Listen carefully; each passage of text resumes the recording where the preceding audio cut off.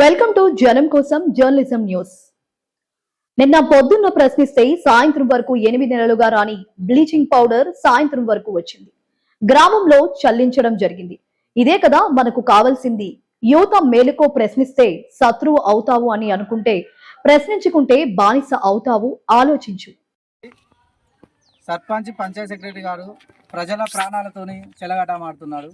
Expire అయిపోయిన మన దోమల మందును చూడండి. ఎక్స్పైర్ అయిపోయిన దోమల మందును గత కొన్ని రోజుల క్రితం గ్రామంలో పాగింగ్ చేయించడం జరిగింది. దీని వలన ప్రజలు చాలా ఇబ్బంది పడతారు. ఎందుకంటే ఒక అబ్బాయి హాస్పిటల్లో పడ్డాడు, మా కొడుకు జ్వరం వచ్చింది, ఇంకో వాళ్ళు సిక్ అయ్యారు.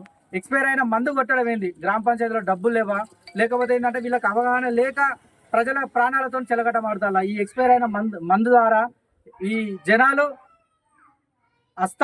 అస్తమ ప్రాబ్లం గురవుతారు, శ్వాసకోశ ఇబ్బందులు ఏర్పడతాయి, ఎలర్జీ వస్తుంది, చాలా రకాలుగా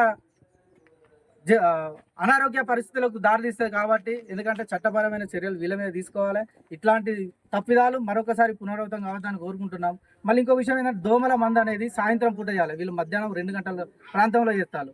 సాయంత్రం 6 తర్వాతనే దోమల మందు ఇవ్వాలి. మధ్యాహ్నం 2 గంటలకు ఎక్కడ దోమలు ఉంటాయి? వీళ్ళకి అవగాహన ఉండి పరిపాలన సాగిస్తారా, లేదంటే అవగాహన లేక సాగిస్తారా? ఏదో తూతూ మంత్రంగా పని చేయాలి. కాబట్టి గ్రామ ప్రజలు అడుగుతారు, వర్షాకాలం ఇబ్బంది పెడతారు అనే ఉద్దేశంతో మీద చేస్తారా?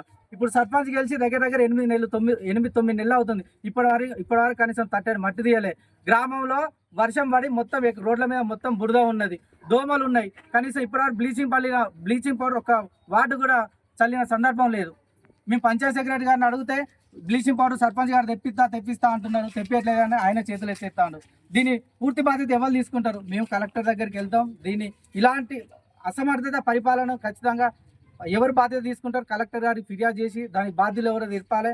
చేత కాకపోతే రాజీనామా చేసి ఇంట్లో కూర్చోవాలి. చేతనైతే నేను ప్రజలకు గ్రామ అభివృద్ధి చేస్తా, ప్రజలకు న్యాయం చేస్తా, గ్రామ అభివృద్ధికి నేను తోడ్పడతా అని ఎందుకు ప్రజా సమక్షంలోకి రావాలి? మేము దీన్ని తీవ్రంగా ఖండిస్తున్నాం. ఎందుకంటే ఇట్లాంటి పొరపాట్లు ఆయన ఒక్కనికే కాదు, ఆయనకు తెలియకపోతే తెలిసిన అధికారులను అడగాలి, లేదంటే తెలిసిన వాళ్ళని అడగాలి.